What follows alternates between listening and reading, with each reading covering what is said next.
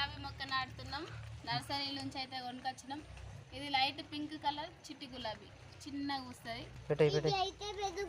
అది కవర్ తీసేయి, కవర్ తీసేస్తా. కవర్ కొనేసి పెట్టేసి బాగా గట్టిగా ఉండే.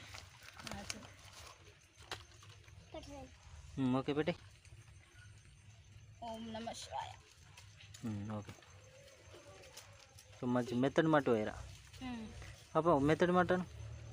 ఓకేనా ఫ్రెండ్స్, గులాబీ మొక్క నాకు ఎంతో ఇష్టమైన గులాబీ చెట్లు. ఇక్కడ ఇంకోటి పెడుతున్నాం.